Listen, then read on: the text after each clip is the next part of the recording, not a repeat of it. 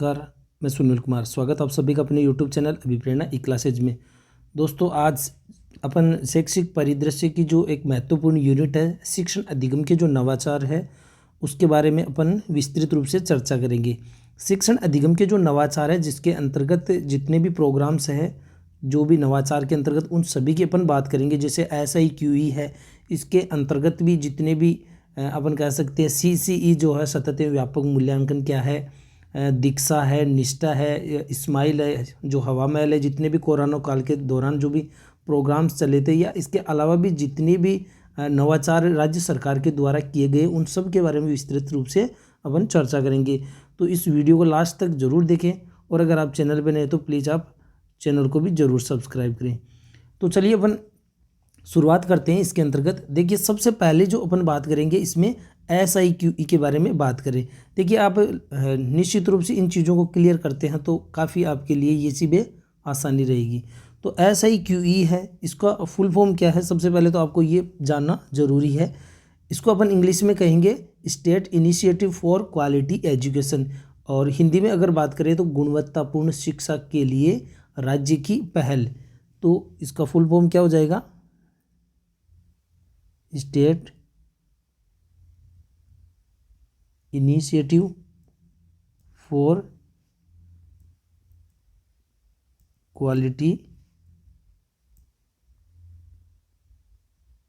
Education.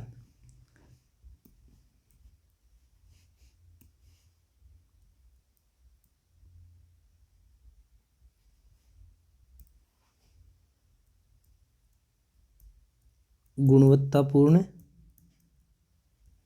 शिक्षा के लिए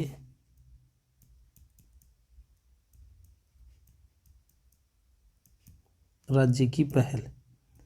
देखिए, अगर इस नाम को ही आप देख रहे हैं तो निश्चित रूप से यहीं से ये चीज़ आपको समझ में आ रही है कि ये SIQE जो प्रोग्राम है वास्तव में है क्या। बिल्कुल आसान भाषा में इस चीज़ को समझिए कि गुणवत्तापूर्ण शिक्षा के लिए राज्य की एक पहल है, state initiative for quality education. देखिए, बालकों को गुणवत्तापूर्ण शिक्षा कैसे दी जाए, इसके लिए ये जो SIQE कार्यक्रम की शुरुआत की गई है। ये जो SIQE जो प्रोग्राम है, इसका जो ध्येय वाक्य क्या है, इसका जो ध्येय वाक्य वो क्या है,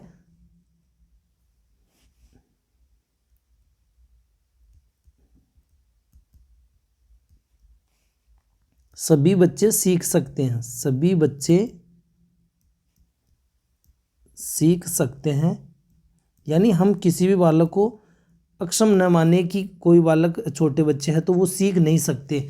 जनरली अपन ये चीज़ें अपन सुनते थे, लेकिन वास्तव में शिक्षा मनोविज्ञान के विकास और जो CCP है, बाल शिक्षा शास्त्र का विकास जब हुआ, तो निश्चित रूप से हम ये मानने लगे कि हर बालक बहुत कुछ सीख सकता है और हर शिक्षक बहुत कुछ सिखा सकता है।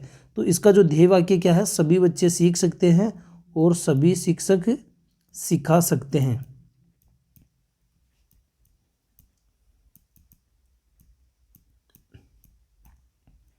अब अपन बात करते हैं इसके SIQ के बारे में। देखिए, राज्य में जितने भी राजकीय विद्यालय हैं, उन सभी विद्यालयों में जो 1 से 5 तक के जो बालक हैं, किस तक के, कक्षा 1 से 5 तक के जो बालक हैं, उनको अपन कह सकते हैं गुणवत्तापूर्ण शिक्षा मिले, उनको गुणवत्तापूर्ण शिक्षा मिले, इस उद्देश्य से SIQE प्रोग्राम जो है उसकी शुरुआत की गई है।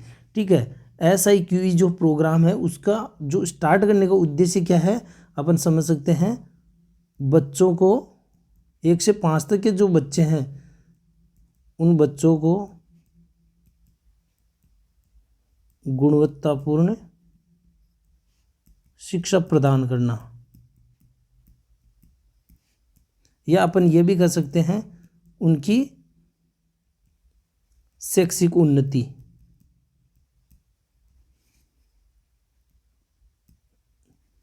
तो मूल बात आप समझ चुके हैं कि जो SIQE जो प्रोग्राम है, वास्तव में उसका उद्देश्य क्या है, कक्षा 1 से 5 तक के जितने भी अपन कह सकते हैं बालक हैं, उन बालकों को गुणवत्तापूर्ण शिक्षा प्रदान करना, या अपन कह सकते हैं उनकी शैक्षिक उन्नति शैक्षिक उन्नति को ध्यान में रखते हुए उनको शिक्षण प्रदान करना।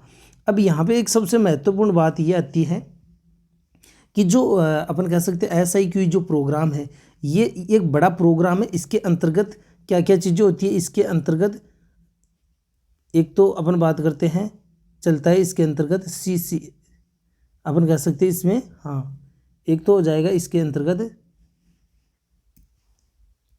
CCP, एक हो जाता है इसके अंतर्गत ABL और एक है CCE। यहाँ पे देखिए SIQ एक जो प्रोग्राम है इसके अंतर्गत क्या क्या चीज़ें सम्मिलित है। CCP यानी बाल केंद्रित अपन जिसको शिक्षण शास्त्र जिसको अपन कहते हैं, एक तो हो गया बाल केंद्रित शिक्षण शास्त्र। यानी मूल बात आप समझिए कि SIQ जो प्रोग्राम है इसके अंतर्गत बाल केंद्रित शिक्षा के आधार पर या बाल केंद्रित जो शिक्षा शास्त्र उसके आधार पर बालकों को गतिविधि करवाते हुए या गतिविधि आधारित शिक्षण प्रदान करना एवं साथ ही उसके अंतर्गत बालकों का सतत एवं उनका व्यापक मूल्यांकन करना।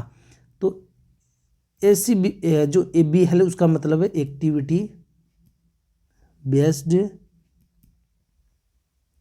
लर्निंग, और CC का मतलब आपने पढ़ा होगा कंटिन्यूअस एंड कॉम्प्रिहेंसिव इवेल्यूशन।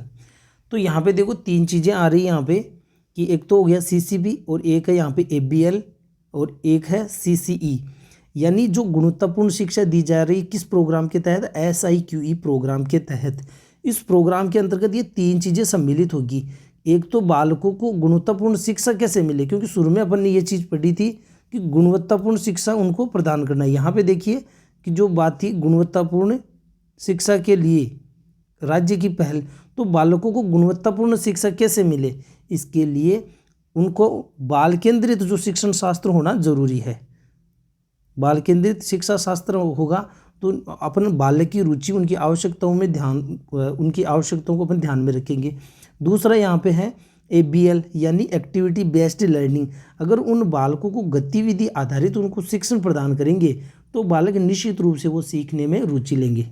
ठीक है, तो गुणवत्तापूर्ण शिक्षा मिल रही है, यानी अगर वो रुचि लेंगे तो निश्चित रूप से वो बहुत कुछ सीखेंगे। हर बच्चा उसमें रुचि लेगा, वही गतिविधि के आधार पर बालकों को सिखाएंगे तो हर जो बालक है वो सीखना चाहेगा और नियमित रूप से वो विद्यालय में भी आएगा क्योंकि उसकी रुचि है सीखने में। और तीसरा जो है यहाँ पे वो है CCE। यानी अब यहाँ पे ये भी चीज़ है कि CCE के अंतर्गत मोटे तौर पे अपन ये चीज़ पढ़ेंगे कि यहाँ पे CCE का मतलब यह है सतत एवं उसका व्यापक मूल्यांकन, सतत एवं व्यापक मूल्यांकन। अब जो सतत एवं व्यापक मूल्यांकन यानी बालक का जो है शिक्षण के दौरान निरंतर शिक्षण के दौरान उसका, इसका मतलब क्या है यहाँ पे सतत मूल्यांकन, कंटिन्यूस का मतलब, और इसका मतलब क्या है व्यापक मूल्यांकन।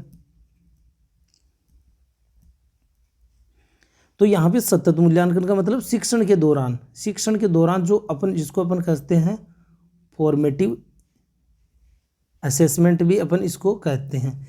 तो यानी बालक का मूल्यांकन किया जाए तो वो किस प्रकार से होना चाहिए, उनका शिक्षण के दौरान उनका निरंतर मूल्यांकन होते रहना चाहिए। और व्यापक मूल्यांकन का मतलब यहाँ पे अपन मानेंगे इसके अंतर्गत कि सह शैक्षणिक, व्यापक के अंतर्गत शैक्षणिक एवं सह शैक्षणिक गतिविधियाँ, यानी सीखने का जो क्षेत्र है उसके अंतर्गत बालक का सर्वांगीण पक्ष को ध्यान में रखते हुए, यानी उसके जो विभिन्न आयाम है संज्ञानात्मक, कौन कौन से आयाम, संज्ञानात्मक, भावात्मक और मनोक्रियात्मक, या अपन कह सकते हैं क्रियात्मक। यानी बालक के ये सभी जो आयाम है वो किससे संबंधित है, ये सभी उसके सर्वांगीण विकास से संबंधित है। किससे संबंधित है, सर्वांगीण विकास से संबंधित। तो यहाँ पे CC के अंतर्गत बालक को गुणवत्तापूर्ण शिक्षा कब मिलेगी, जब उस बालक के सभी पक्षों का विकास होगा। क्योंकि आप सबको पता है कि शिक्षा वास्तव में क्या है, शिक्षा वह है जो बालक का सर्वांगीण विकास करे। और सर्वांगीण का मतलब यहाँ पे क्या है, सर्वांगीण का मतलब है कि बालक के जो विभिन्न आयाम है संज्ञानात्मक पक्ष, भावात्मक पक्ष एवं मनोक्रियात्मक जो पक्ष है, इन सभी पक्षों का उसका विकास होना जरूरी है। यानी ये विकास तभी होगा जब हम शिक्षा के अंतर्गत इन सभी आयामों को व्यवहारिक रूप से हम उस पर ध्यान देंगे। और कैसे, नियमित रूप से। सतत का मतलब यहाँ पे क्या है, उस बालक का नियमित रूप से हम उस पर ध्यान देंगे। तो इसी उद्देश्य को ध्यान में रखते हुए किसकी शुरुआत की गई है, जो है SIQE की शुरुआत की गई। अब आगे अपन देखते हैं SIQE जो प्रोग्राम है, SIQE जो प्रोग्राम है, इस प्रोग्राम की शुरुआत कब की गई। देखिए इस प्रोग्राम की जो शुरुआत है 2010-11-17 में की गई। कब की गई, 2010-11-17 में की गई। लेकिन उस वक्त पायलट जो प्रोजेक्ट उसके तहत जयपुर एवं अलवर में ही इसकी शुरुआत की गई थी। उस वक्त कौन कौन से जिलों में, केवल जयपुर और अलवर जिलों में शुरुआत इसकी की गई थी। लेकिन 2015-16 से संपूर्ण राजस्थान में SIQE लागू है, संपूर्ण राज्य में। कब हुई, 2015-16-17 से।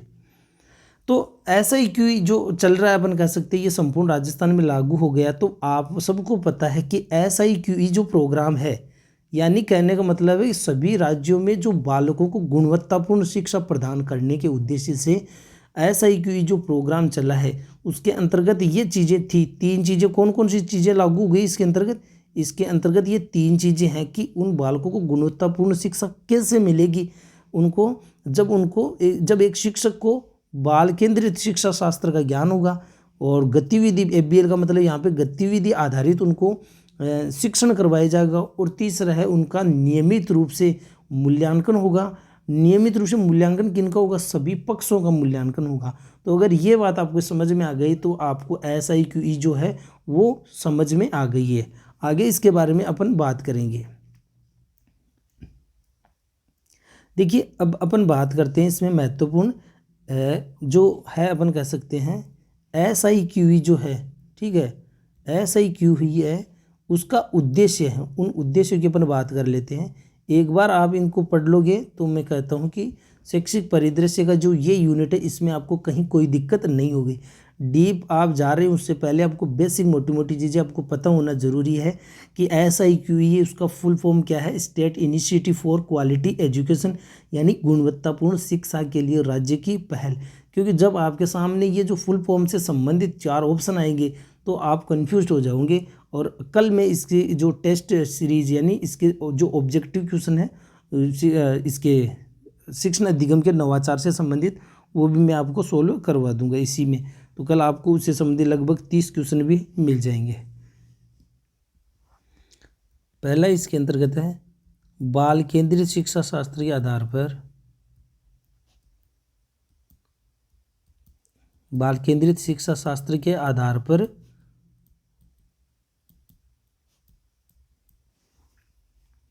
बालकों को सीखने के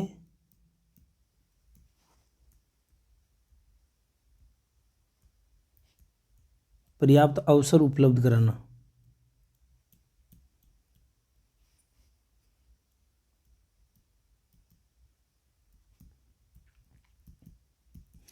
SIQE यहाँ पे आप मूल बात समझिए कि SIQE है, उसका मूल बात यहाँ पे है कि बालकों को गुणवत्तापूर्ण शिक्षा मिले।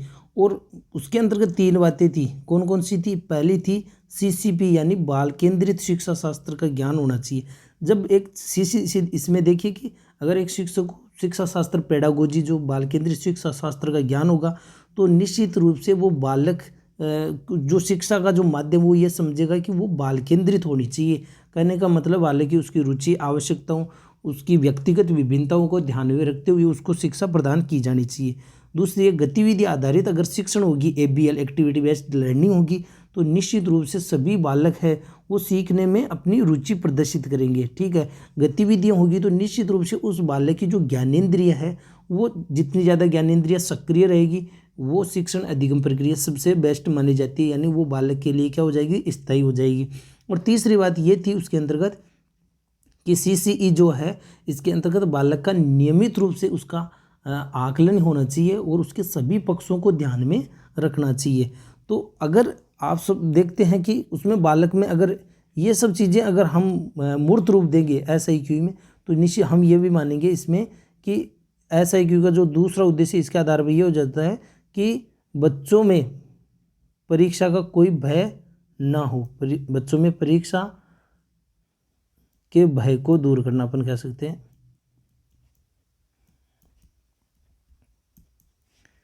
तीसरा जो पॉइंट है यहाँ पे SIQ का मतलब क्या है, उद्देश्य क्या है, बालक का सर्वांगीण विकास करना।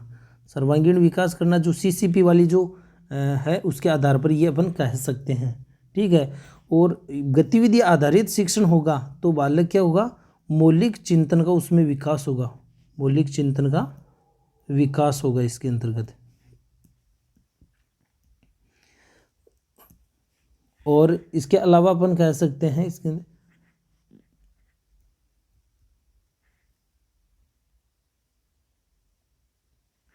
अपन मोटे तौर पे इसमें बात करेंगे, इसमें अधिगम की जो प्रक्रिया है, अधिगम प्रक्रिया को रुचिकर एवं आनंददायी बनाना, रुचिकर एवं आनंददायी बनाना। तो ये हो गई बात SIQE जो है उसके उद्देश्य से संबंधित।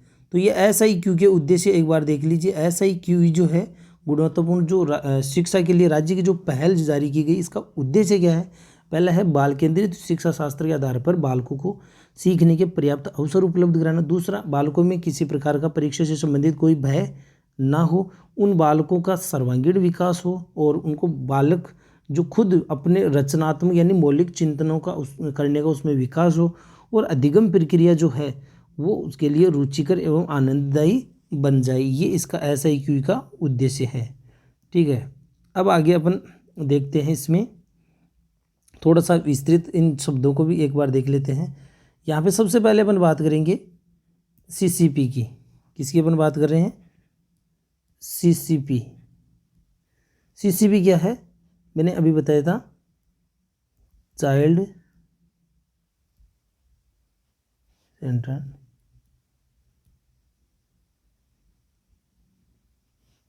जिसको अपन क्या कह सकते हैं, बाल केंद्रित शिक्षा शास्त्र।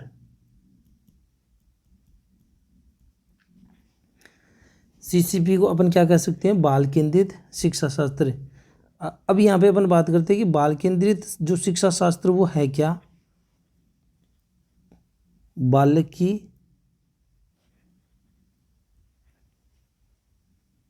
इसमें बालक की रुचि एवं उसकी आवश्यकताओं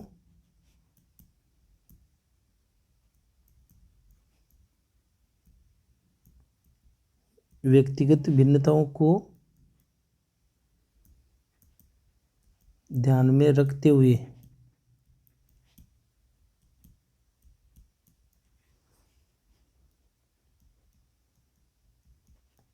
शिक्षण करवाया जाता है।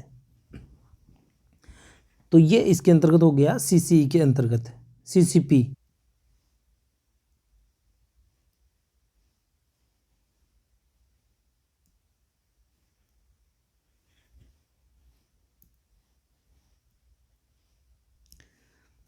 SIQE जो है उसके अंतर्गत अब अपन बात कर रहे हैं ABL की।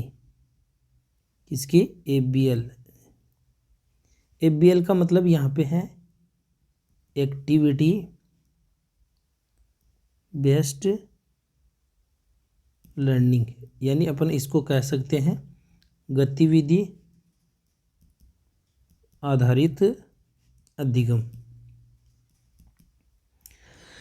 देखिए जो गतिविधि जो आधारित है, RTE जो है अपन कह सकते हैं 2009, RTE जो 2009 है उसके जो अपन बात करते हैं धारा 29, धारा कौन सी 29 जो है वो क्या कहती है, RTE जो है उसकी जो धारा है 29 वो क्या कहती है, इसमें स्पष्ट रूप से ये कहा गया है कि जो बालकों को सीखने सिखाने की जो प्रक्रिया है, सीखने जो सिखाने की प्रक्रिया कैसी होनी चाहिए, सीखने सिखाने की जो प्रक्रिया है वो गतिविधि आधारित होनी चाहिए। कैसी होनी चाहिए, वो गतिविधि आधारित एवं खोज प्रवृत्ति को बढ़ाने वाली।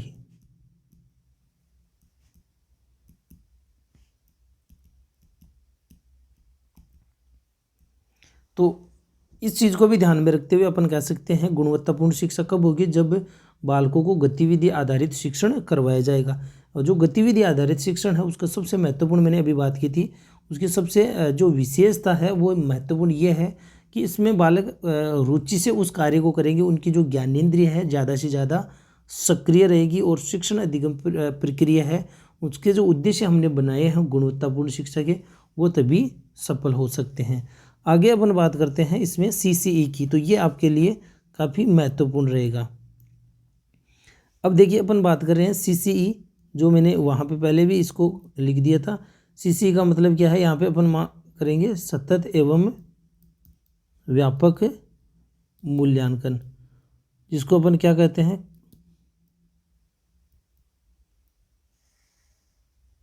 कंटिन्यूअस एंड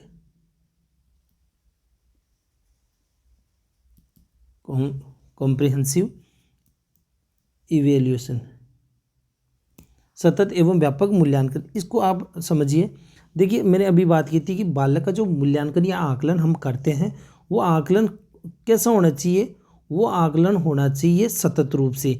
सतत का मतलब यहाँ पे अपन मानेंगे निरंतर से, यानी देखिए बालक का जो आकलन किया जाए वो उसका आकलन निरंतर होना चाहिए। और निरंतर का मतलब क्या है, शिक्षण प्रक्रिया के दौरान। समझिए, छोटी छोटी चीज़ें हैं जो आपके लिए एग्ज़ाम में काफ़ी सहायक होगी। ये जो चीज़ें मैंने अभी बात की थी, फॉर्मेटिव जो असेसमेंट होता है, फॉर्मेटिव असेसमेंट जो होता है, जिसको अपन क्या कहते हैं, रचनात्मक आकलन भी अपन इसको कहते हैं। अब रचनात्मक आकलन कौन सा होता है, जो शिक्षण प्रक्रिया के दौरान चलता है, शिक्षण प्रक्रिया के दौरान। इसको कह सकते हैं हम असेसमेंट फॉर लर्निंग। समझिए, देखो छोटी छोटी चीज़ें, असेसमेंट फॉर लर्निंग। इसको असेसमेंट फॉर लर्निंग का मतलब क्या है, असेसमेंट फॉर लर्निंग जो है वो होता है सीखने के लिए आकलन, सीखने के लिए आकलन। अब यहाँ पे आप समझ लीजिए, रचनात्मक जो आकलन होता है उसका उद्देश्य भी क्या होता है, उसका उद्देश्य होता है सुधारात्मक। रचनात्मक जो आकलन होता है उसका उद्देश्य क्या होता है, सुधारात्मक। हम बालक का आकलन ये क्यों करते हैं, सबसे बड़ी बात ये है, इसका करने का उद्देश्य क्या है। इस आकलन का करने का उद्देश्य है कि उसमें सुधार किया जा सके। अब सुधार कब किया जा सकता है, जब आपको लगे कि अभी आपके पास सुधार करने के लिए समय है। तो सुधार करने का अगर आपके पास समय है, ठीक है, यानी अपन कह सकते हैं ये लास्ट टाइम नहीं है, अभी हम उस कार्य को कर रहे हैं, अभी हमारे पास इतनी गुंजाइश है फॉर्मेटिव असेसमेंट के तहत कि हम उस कार्य में कुछ भी बदल सकते हैं। जैसे आपने ये चीज़ देखी होगी, जनरली एक साधारण उदाहरण अपन लेते हैं इसमें, कि जब रसोई घर में रसोईया जो होता है, ठीक है, वो जो भी वो भोजन पका रहा है, या मान लीजिए सब्जी जब अपन बना रहे हैं या अपन चाय बना रहे होते हैं, तो हम उसको टेस्ट करते हैं ना, ठीक, यानी अपन कह सकते हैं उसको चख रहे हैं, तब उसका वो चीज़ अपन इसको कहते हैं फॉर्मेटिव असेसमेंट। हम उसको चख रहे हैं कि जैसे चाय बना रहे हैं तो हम कि उसमें चीनी कम है या ज़्यादा है, या उसका टेस्ट में किस चीज़ की कमी है। तो कहने का मतलब ये रचनात्मक आकलन होता है, जो असेसमेंट फॉर लर्निंग भी अपन इसको कह सकते हैं। जो लेकिन इसको चखने का उद्देश्य क्या है, यहाँ पे जो मैंने बात की थी सुधारात्मक, यानी अब इसमें हम सुधार कर सकते हैं। तो बालकों का भी एक रचनात्मक फॉर्मेटिव असेसमेंट होता है जो शिक्षण प्रक्रिया के दौरान होता है, यानी उस दौरान हमें ये लगे निरंतर रूप से अगर उसका आकलन होगा, कैसे, अभी मैंने बात की थी ना कि उसका जो आकलन है कैसे, निरंतर रूप से। यहाँ पे अगर उस बालक का आकलन होगा तो क्या होगा, निरंतर रूप से अगर उस बालक का आकलन होगा तो हमें ये पता रहेगा कि अभी उसमें क्या सुधार किया जाना चाहिए। ठीक है, पहले उसकी स्थिति क्या थी, अभी उसकी स्थिति क्या चल रही है। ठीक है, हम चाय स्टार्ट कर देते हैं, उसके बनने के दौरान उसकी स्थिति क्या है। ठीक है, तो वो स्थिति फॉर्मेटिव के अंतर्गत आती है। तो ये CCE के अंतर्गत फॉर्मेटिव असेसमेंट हो गया। ठीक है, इसका उद्देश्य क्या हो गया, सुधारात्मक हो गया। जो शिक्षण प्रक्रिया के दौरान है। और एक दूसरा होता है अपना योगात्मक आकलन। अभी मैं किसकी बात कर रहा हूँ, योगात्मक आकलन की बात करने लग गया हूँ यहाँ पे, जो जिसको अपन कहते हैं समेटिव इवैल्यूएशन। देखिए, सीखने के लिए सबसे बड़ी चीज़ होती है धैर्य। अगर हम धैर्य रखेंगे तो निश्चित रूप से हम जल्दीबाजी नहीं करेंगे तो हम बहुत कुछ सीख सकते हैं। हालांकि यहाँ पे अपन बात करें यहाँ पे योगात्मक आकलन की। योगात्मक जो आकलन होता है, जिसको अपन सामान्य कहते हैं किसी कार्य के अंत में किया जाने वाला आकलन। ठीक है, अंत में किया जाने वाला आकलन, इसको समझिए ये दो रूपों में हो सकता है।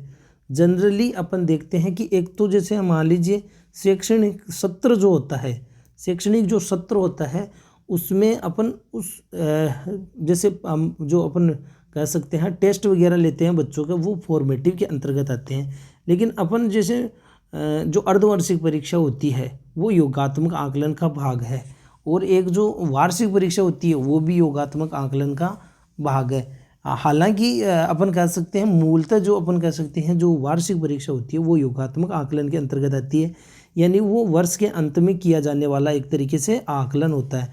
तो आपको ये पूछा जाता है अंत में जो किया जाने वाला आकलन कौन सा होता है, योगात्मक आकलन होता है।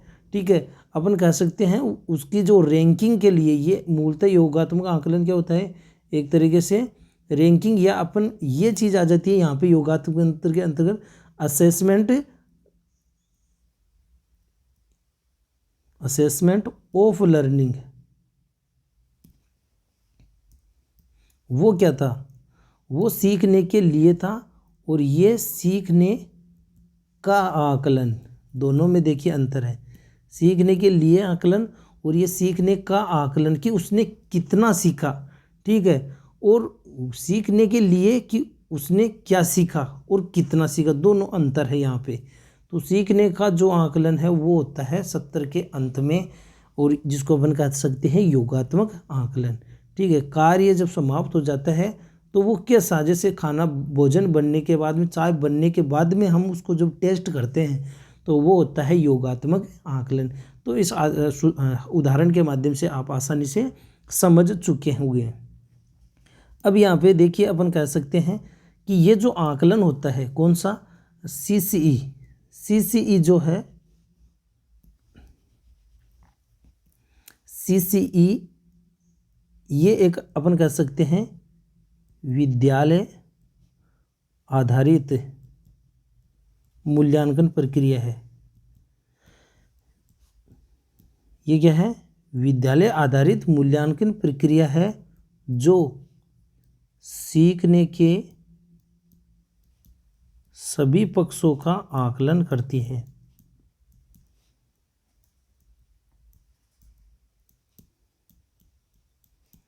सभी पक्षों का मतलब यहाँ पे, ठीक है, संज्ञानात्मक,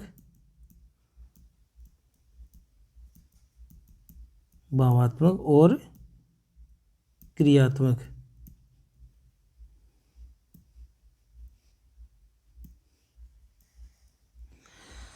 तो विद्यालय आधारित ये एक मूल्यांकन प्रक्रिया है जो सीखने के सभी पक्षों का आकलन करती है। कौन, सीसी, सतत एवं व्यापक मूल्यांकन प्रक्रिया।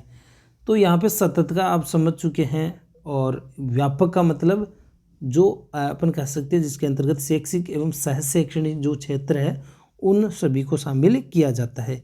तो आपको सीधा क्वेश्चन ये भी पूछा जा सकता है, विद्यालय आधारित मूल्यांकन प्रक्रिया जो सीखने के सभी पक्षों का आकलन करती है, तो आप में को जैसे दे दिया गया सीसीपी, सीसीई या अपन एबीएल हो गया, तो यहाँ पे आपको बताना है सीसीई।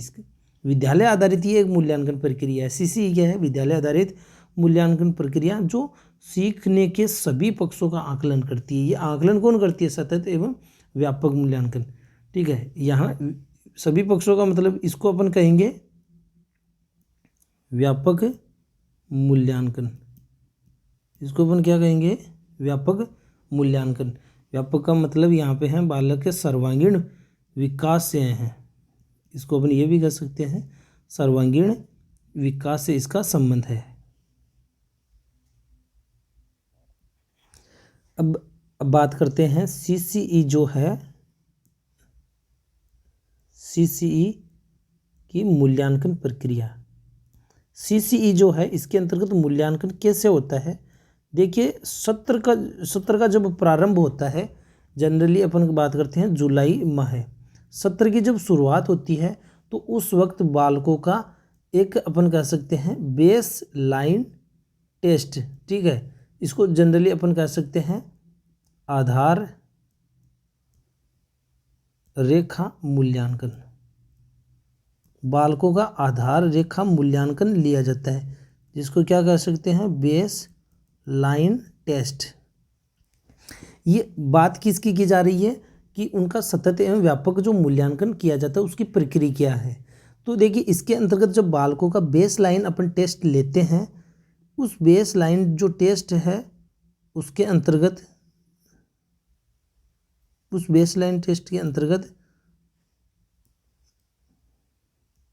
बेसलाइन जो टेस्ट है उसके अंतर्गत दो समूह बनाए जाते हैं। कितने समूह? दो समूह उनके बनाए जाते हैं, ठीक है। पहला समूह एक तो वह है जो कक्षा के स्तर, कुछ बच्चे तो ऐसे होते हैं जो कक्षा के स्तर को होते हैं, और दूसरे जो होते हैं वो कक्षा का जो स्तर है उससे नीचे के बालक होते हैं। तो दो समूह होते हैं, एक तो जिस कक्षा में बालक पढ़ रहा है वो उसी स्तर का है, और दूसरा जो समूह है वो ऐसा है जिसमें उस समूह जो है जिस कक्षा, जैसे 5th क्लास का जो स्टूडेंट है उसका कक्षा में तो वो 5th में है लेकिन उसका जो स्तर है वो 4th का है। तो वैसी स्थिति में जनरली अपन दो समूह इसके अंतर्गत बनाते हैं, और इस समूह के आधार पर इन बालकों को ग्रेड भी दी जाती है। इन बालकों को क्या दी जाती है कि जो ग्रेडिंग होती है, ग्रेडिंग जैसे ए ग्रेड, बी ग्रेड और सी ग्रेड। ए ग्रेड में कौन से होते हैं? ए ग्रेड में वे बालक होते हैं, ग्रेड की बात करें, ए ग्रेड में बालक होते हैं जो अपन कह सकते हैं बिना शिक्षक की सहायता से सीख सकते हैं। देखिए सबसे पहले तो बात यहाँ पे ये है कि जो इसके अंतर्गत बालक जो होते हैं जनरली, ये सबसे महत्वपूर्ण इसके अंतर्गत एक बात ये भी आती है कि जो बालक होते हैं, आपने जो रचनावादी जो अवधारणा पढ़ी होगी अपने मनोविज्ञान में, निर्मितवादी जो अवधारणा जिसको अपन कहते हैं कंस्ट्रक्टिविज्म जो अवधारणा है, उसके अंतर्गत क्या होता है कि बालक जो है अपने अनुभवों के माध्यम से ज्ञान का निर्माण कर सकते हैं, बालक खुद अपने अनुभव के माध्यम से सीख सकते हैं। शिक्षक वास्तव में होता क्या है? शिक्षक तो वास्तव में एक सुविधादाता होता है, ठीक है, या सुविधा प्रदाता के रूप में होता है, फैसिलिटेटर अपन जिसको कह सकते हैं। तो कुछ बालक तो ऐसे होते हैं जिस स्तर में वो है वो बिना शिक्षक की सहायता के भी सीख सकते हैं। अब आप कहोगे सर शिक्षक की जरूरत नहीं पड़े, कुछ बालक इतने इंटेलिजेंट होते हैं कि बिना शिक्षक की सहायता के भी वो बहुत कुछ सीख सकते हैं। इन जो बालक होते हैं बी ग्रेड, उनको शिक्षक की आवश्यकता होती है, ठीक है, यानी एक तरीके से अगर उन बालकों को थोड़ा सा अगर हेल्प कर दिया जाए तो वो बालक कुछ सीख सकते हैं। इनको शिक्षक की विशेष आवश्यकता होती है, इनको शिक्षक की विशेष सहायता की आवश्यकता होती है। तो ये हो गया इसके अंतर्गत सीसी से संबंधित महत्वपूर्ण बात कंप्लीट। अब यहाँ पे सीसी से संबंधित एक जो महत्वपूर्ण बात करते हैं कि इसके अंतर्गत जो सीसी जो है उसको अपन देखते हैं कि वर्तमान में कितने शैक्षणिक सत्र को 3 टर्म में बांट दिया गया। शैक्षणिक सत्र को कितने टर्म में?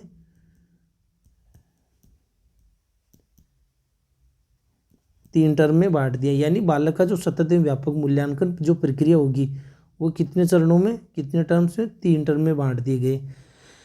इसके अंतर्गत जो ऐसे फर्स्ट जो है, ठीक है, ऐसे फर्स्ट, SA2 और SA3, SA1 जो होगा उसमें जो शैक्षणिक जो टर्म है उसके अंदर कितना प्रतिशत भाग होगा? 45%, और SA2 में 40%, और SA3 है उसके अंतर्गत 15% हो जाएगा।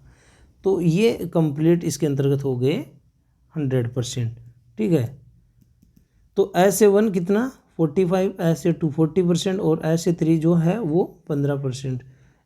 इसको ये ऐसे 1 कब तक, सितंबर, ऐसे 2 जनवरी, ठीक है, और ऐसे जो 3 है वो हो जाएगा इसके अंतर्गत अप्रैल माह में। इस माह तक ये जो आकलन बालकों के हो जाने चाहिए, 3 टर्म ये उनके अपन कह सकते हैं उनका जो सतत एवं व्यापक मूल्यांकन वो इसके अंतर्गत हो जाता है। तो ऐसे 1 45%, ऐसे 2 40 और ऐसे 3 जो है वो 15। और ये सितंबर में फर्स्ट टर्म और सेकेंड टर्म जो जनवरी तक और थर्ड टर्म जो है अप्रैल तक हो जाता। तो ये थी मेरे हिसाब से इसमें मोटी मोटी जो SIQE से संबंधित महत्वपूर्ण बातें, ठीक है। तो ये आप देख लेना। इसमें आगे अपन बात करते हैं इसमें स्माइल प्रोग्राम के बारे में। दोस्तों एक बार जो भी अपने ये चीज़ें पढ़ी इसको अपन मात्र 4-5 मिनट में इन सब चीज़ों को एक बार रिपीट कर लेते हैं, और मेरे हिसाब से ये वीडियो भी लगभग 40 मिनट का बन जाएगा। और इसके अलावा जो अलग वीडियो में अपन बना देते तो सेकंड जो पार्ट है वो आप दूसरी वीडियो में देखना, इसमें उसमें अपन बाकी जो कंप्लीट है वो उसमें क्लियर कर देंगे। ये काफ़ी महत्वपूर्ण ये चीज़ें थी। तो सबसे पहले आप देखिए जो SIQE जो प्रोग्राम है उसको अपन क्या कहेंगे, state initiative for quality education, इसका फुल फॉर्म है, और जिसको अपन क्या कहेंगे, गुणवत्तापूर्ण शिक्षा के लिए एक राज्य की पहल। ये राज्य की पहल है, इसमें राज्य का कोई योगदान नहीं है। हाँ, इसमें कुछ महत्वपूर्ण बात रह गई थी, एक बार उसमें अपन थोड़ा सा जोड़ देते हैं। इसमें बात आ गई राज्य की पहल की बात की, तो इसके अंतर्गत हाँ, ये जो कार्यक्रम है किसके द्वारा इसका संचालन किया जाता है। इस कार्यक्रम का जो संचालन है SIQE जो प्रोग्राम है उसका संचालन जो अपन कह सकते हैं निदेशक है, कौन कौन से प्रारंभिक संचालन या इसका जो क्रियान्वयन किसके द्वारा किया जाता है। निदेशक प्रारंभिक शिक्षा एवं निदेशक माध्यमिक शिक्षा। और इसका जो अकादमिक कार्य है वो किसके द्वारा किया जाता है, RSCERT जो है उदयपुर। SIQE जो प्रोग्राम है उसका अकादमिक कार्य किसके द्वारा किया जाता है, RSCERT जो है उसके द्वारा किया जाता है, ठीक है। तो ये इसकी महत्वपूर्ण बात थी। तो यहाँ पे अपन आगे इसमें बात करते हैं। ये जो अभी मैंने बात की थी इसमें क्या कि जो शैक्षणिक सत्र, कौन से शैक्षणिक सत्र ये मैंने आपको नहीं बताया था।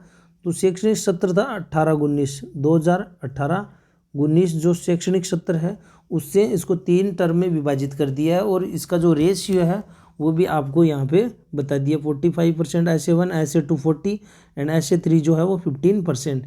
तो अब इसमें जो शुरुआत से देख लेते हैं, ये मैंने बता दिया।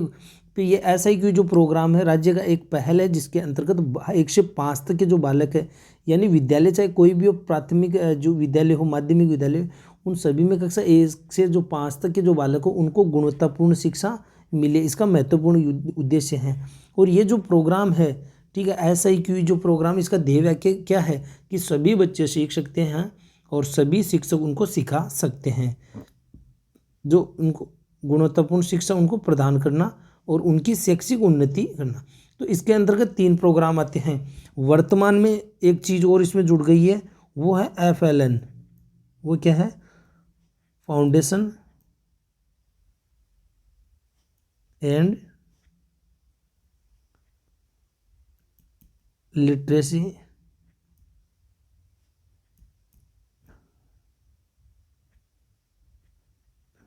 न्यूमेरेसी।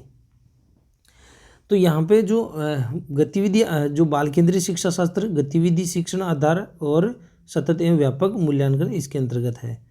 तो यहाँ पे देखिए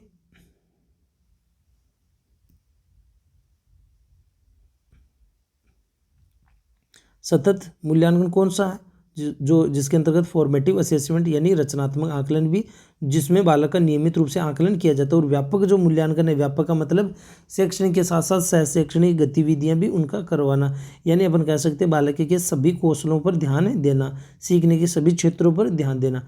SIQE जो प्रोग्राम है सबसे पहले 2010-11 में शुरुआत हुई थी, और 2015-16 से 2010-11 जो सत्र है उसमें केवल जयपुर अलवर में ही ये शुरुआत हुई थी, लेकिन 2015-16 से ये संपूर्ण राज्य में SIQ ही लागू है।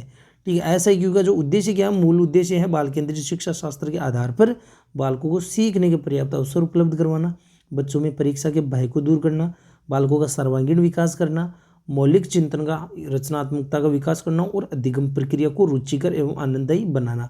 अब यहाँ पे ABL किट जो होता है, यानी गतिविधि आधारित शिक्षण करवाने का ये एक किट भी होता है जो विद्यालय में होता है। ABL कक्ष भी होता है। ABL कक्ष क्या है, इसके अंतर्गत बालकों को गतिविधि आधारित उनको सीखने का मिलता है। ABL कक्ष भी होता है, ABL किट भी होता है। किट क्या है, जिसके माध्यम से बालक गतिविधियाँ करते हुए सीखते हैं। और कक्ष क्या होता है, उस कक्ष में बालक अपन कह सकते हैं गतिविधियाँ करना अपन कह सकते हैं सीख सकते हैं। उस कमरे में भी कुछ पेंटिंग होती है जो कक्षा 1 और 2 होती है, उसमें अपन ABL कक्ष भी उसको अपन कह सकते हैं, जिसमें अपन कह सकते हैं उसमें दाईं ओर जो है उसमें हिंदी में आप देखते होंगे कि चित्रों के साथ में उसमें वर्णमाला लिखी हुई होती है। और जो बाईं साइड है उसमें अंग्रेजी में कुछ अपन कह सकते हैं वर्णमाला लिखी होती है। और जो फ्रंट जो है सामने का बोर्ड की साइड में, वहाँ पे गणित से संबंधित जो संख्याएं हैं या अपन कह सकते हैं कुछ चित्र जगह वगैरह है, कुछ अपन डायमेंशंस अपन कह सकते हैं, या प्रोजेक्शन जो चित्र होते हैं 3D वो उसके सामने होते हैं, तो वो ABL कक्ष भी अपन उसको कहते हैं। तो ये जो है RTE जो 2009 उसमें भी ये चीज़ कही गई कि बालकों को गतिविधि आधारित शिक्षण करवाया जाए जिसमें बालकों की खोजी प्रवृत्ति को प्रोत्साहन मिले। और CC के बारे में मैंने विस्तृत रूप से अभी बात कर ली थी। इसको अपन फुल फॉर्म में कहेंगे कॉन्टीन्यूअस एंड कॉम्प्रिहेंसिव इवेल्यूशन। ये आपको पता होना ज़रूरी है। इनकी फुल फॉर्म निश्चित रूप से आपको एग्ज़ाम में इससे संबंधित लगभग 3-4 क्वेश्चन आपको अवश्य देखने को मिलेंगे। तो यह जो फॉर्मेटिव असेसमेंट और जो समेटिव असेसमेंट है, ये भी मैंने यहाँ पे विस्तृत रूप से आपको समझा दिया। फॉर्मेटिव जिसको अपन कह सकते हैं रचनात्मक आकलन भी कह सकते हैं, और जो इसको अपन कहेंगे फॉर्मेटिव को असेसमेंट फॉर लर्निंग, जो सीखने के लिए आकलन भी इसको कह सकते हैं। इसका उद्देश्य होता है सुधारात्मक। फॉर्मेटिव असेसमेंट में जो आकलन लिया जाता है उसमें बालक में हम और क्या सुधार कर सकते हैं, ये सब चीज़ें आ जाती है। उदाहरण मैंने दिया था, जैसे सब्जी बनाने के दौरान और चाय बनाने के दौरान हम उसको जब टेस्ट करते हैं तो वो फॉर्मेटिव का एक उदाहरण है। और योगात्मक जो आकलन होता है वो अंत में किया जाने वाला आकलन होता है। ठीक है, जिसको असेसमेंट ऑफ लर्निंग कहते हैं, सीखने का आकलन भी अपन इसको कह सकते हैं। CCE जो है इसमें विद्यालय आधारित एक मूल्यांकन प्रक्रिया है जो सीखने के सभी पक्षों का आकलन करती है। व्यापक मूल्यांकन का मतलब यहाँ पे बालक का सर्वांगीण विकास से संबंधित है। और CC की जो मूल्यांकन प्रक्रिया की बात करें तो ये सत्र की शुरुआत में ये बेस लाइन एक टेस्ट लिया जाता है, आधारे का मूल्यांकन जिसको अपन कह सकते हैं। ये 2 स्तर में इसमें 2 समूह बनते हैं। एक तो कक्षा के स्तर का समूह 1, इसके अंतर्गत कक्षा के जो स्तर का वो तो किसके अंतर्गत आ जाता है, समूह 1, और ये समूह 2 के अंतर्गत आ जाता है। और ग्रेडिंग के बारे में भी मैंने अभी बता दिया आपको कि 2018-19 से इसमें ग्रेडिंग प्रणाली लागू कर दी गई। ठीक है, A ग्रेड वाले जो बालक होते हैं वो बिना शिक्षक की सहायता के सीख सकते हैं। B ग्रेड वालों को शिक्षक की सहायता की आवश्यकता होती है, और जो C ग्रेड है उनको शिक्षक की विशेष सहायता की आवश्यकता। और 2018 की सत्र से शैक्षणिक सत्र को 3 टर्म में विभाजित किया गया है, और जिसके अंतर्गत 45% सेकेंड 15% के रूप में उनमें विभाजित किया गया है। और इसका जो क्रियान्वयन किसके द्वारा किया जाएगा, निदेशक प्रारंभिक शिक्षा माध्यमिक शिक्षा के द्वारा। और इसका जो अकादमिक जो कार्य है वो किसके द्वारा किया जाएगा, वो होगा RSCRT के द्वारा। और एक महत्वपूर्ण इसमें बात क्या रह गई है कि इसमें जो इस प्रशिक्षण कार्यक्रम की रूपरेखा तैयार करने का, प्रशिक्षण कार्यक्रम जो है उसकी रूपरेखा तैयार करना किसका कार्य है, राजस्थान स्कूल शिक्षा परिषद, जिसको कहते हैं Rajasthan council of state education, Rajasthan council of state education RCSE। इसका मुख्यालय कहाँ पे है, जयपुर में है। इसका कार्य क्या है, प्रशिक्षण कार्यक्रम में उसकी रूपरेखा तैयार करना। राजस्थान स्कूल शिक्षा परिषद का ये कार्य है। तो दोस्तों कैसा लगा अगर आपको वीडियो कमेंट करके ज़रूर बताएं, और इससे संबंधित आपको क्या चीज़ें पढ़नी है वो भी आप कमेंट कर सकते हैं। और अगर आपको वीडियो अच्छा लगे तो बिल्कुल आप चैनल को भी ज़रूर सब्सक्राइब करें, अपने दोस्तों तक शेयर करें। और कल इससे संबंधित टेस्ट सीरीज जो है अपन कह सकते हैं महत्वपूर्ण प्रश्नोत्तरी, वो भी मैं करवा दूंगा। ठीक है, धन्यवाद। और बाकी जो ये फर्स्ट पार्ट हो गया, सेकंड पार्ट में जो स्माइल वगैरह है जितने भी नवाचार उनको मैं करवा दूंगा।